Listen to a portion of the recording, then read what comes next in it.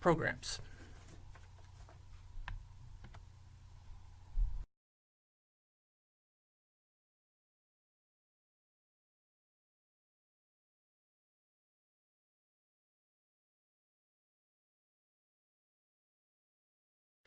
So obviously, as you guys are fully aware, since you're in the midst of this particular market as users and consumers, mobile is where the consumers are. Hence, it's significant value and interest to marketing organizations.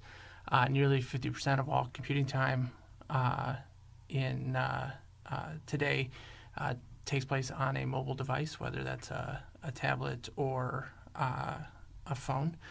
More than half of all Google searches now take place on mobile devices, and mobile is driving $600 billion of in-store purchases.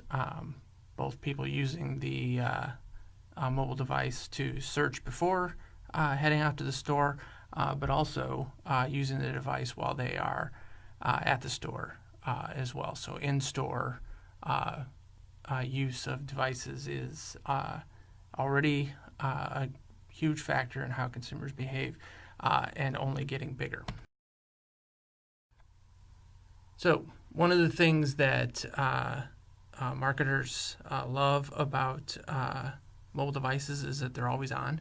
The problem is most organizations aren't particularly good at mobile marketing. So some of the reasons cited in the article why marketers tend to fail when it comes to mobile marketing plans is poor planning is one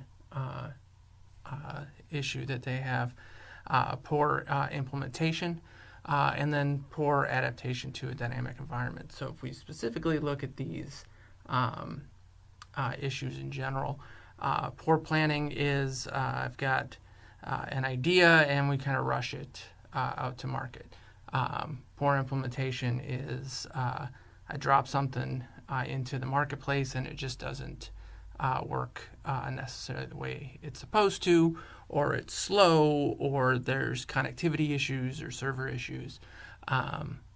Technology, while it's a wonderful tool to help us move forward, it doesn't answer all the questions on its own. And then the poor adaptation to a dynamic environment tends to center around the fact that there are multiple operating systems in the mobile space. While that is also true in desktop and laptop arenas, those machines have been around for a lot longer than the mobile devices have, and the issues with the dynamic environments or the multiple operating systems have more or less been addressed over time. 15 years ago, there was all kinds of issues with websites that were not optimized for both the Mac browser and any one of the Windows browsers, or only certain Windows browsers worked effectively. We don't really have those problems in those arenas or in those environments anymore. But that's only because they've had an opportunity to work those out. The mobile environment is a little different. We've got the Apple iOS that's now on its 11th release. We have Android, which names its releases differently. I don't even know what number they happen to be on. Microsoft has a mobile platform as well. And each of those tends to do things a little bit differently, and keeping up with that is more of a challenge at this point in time for marketers that are trying to reach mobile devices. The advantages, the things that draw marketers to mobiles, clearly it's always on, it's always connected, and it's always with the consumer. You leave your house without your phone, you feel like you're lost, which is rather amazing since we've only had these phones for a handful of years. So it's not as if we were born having access to these devices and have been using them our whole lives as part of our daily lives. This is a recent phenomenon, but certainly one that has a lot of impact on consumer behavior. And then the other key advantage of mobile is mobile devices offer location-specific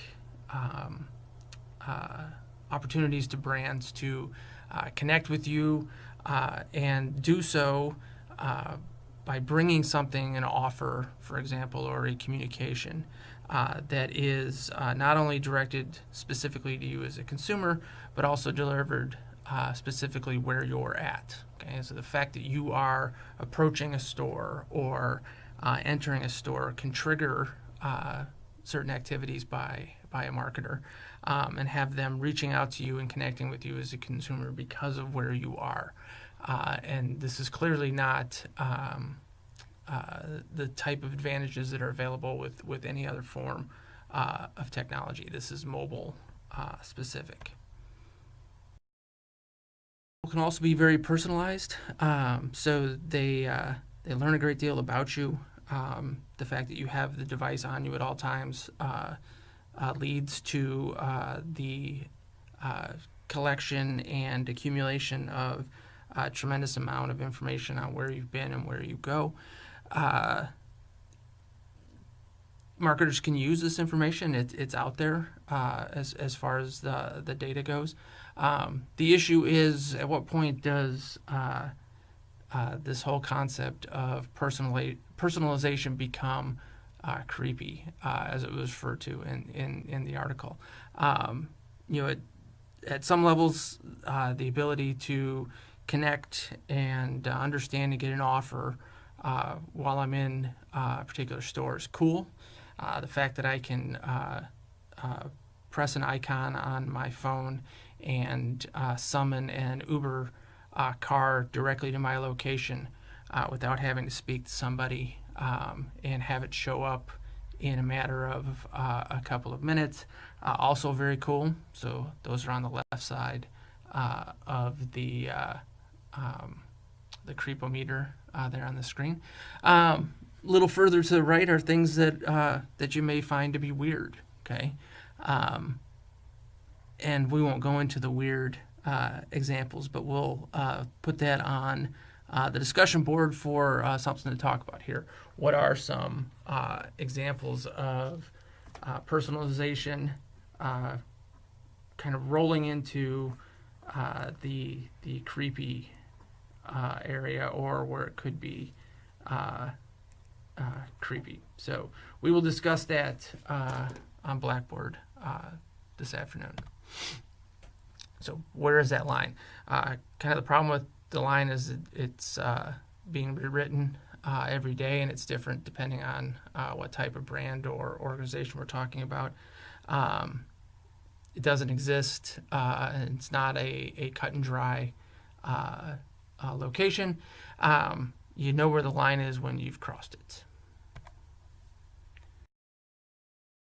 We've talked about this. It's complex. Mobile websites are more expensive than standard designs, largely because of the need for you to be able to seamlessly have your site understand what type of device and operating system your a consumer or a visitor is using, and be able to direct them to the exact version of the website that works on their device, and to do so instantaneously. Okay, so all of that comes with expense, and everything that I do from a mobile perspective to customize something for mobile, I'm doing at least 2 platforms and possibly more. Smaller screen requires design trade-offs. There's only so much you can put on the screen. There's only so much consumers are willing to scroll to get to. So the design that you would put on a traditional size screen for your web presence is something that needs to be adapted significantly with a number of trade-offs for the mobile environment. So it obviously is not the same as a traditional environment.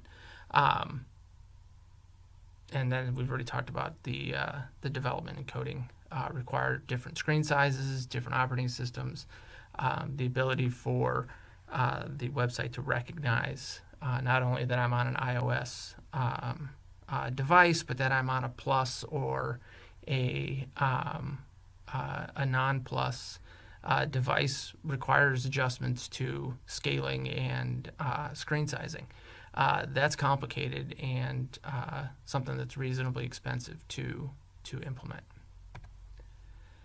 Now, one of the brands that the article talks about that's done a nice job of actually developing a mobile marketing strategy that's effective and works really well is Starbucks.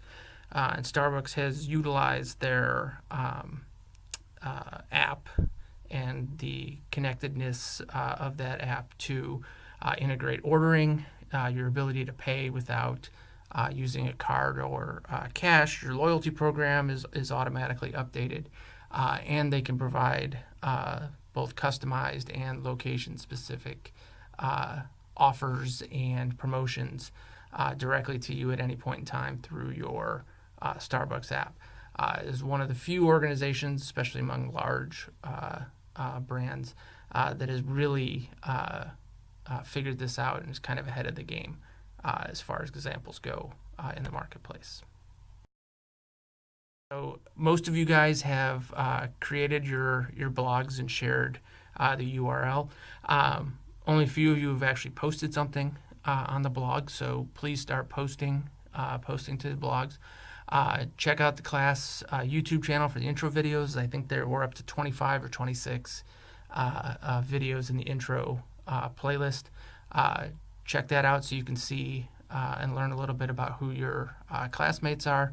I'm going to be setting up a LinkedIn group, and you will be receiving invitations for that shortly.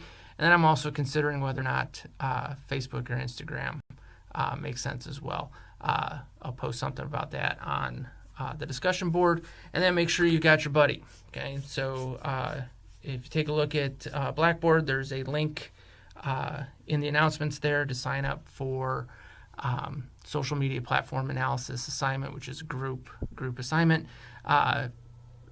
Teams need to be at least 2. Okay, a team of 1 is not a team; that's an individual. So you got to find a buddy.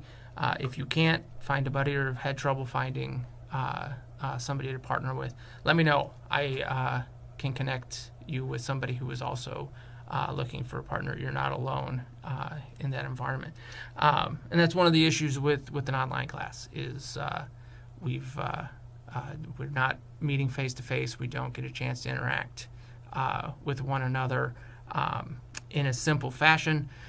So we kind of got to figure out other ways to make that happen. So can't find a buddy, let me know, and I will connect you with a buddy. All right. Other video coming soon. So I'll be back in touch with you guys momentarily.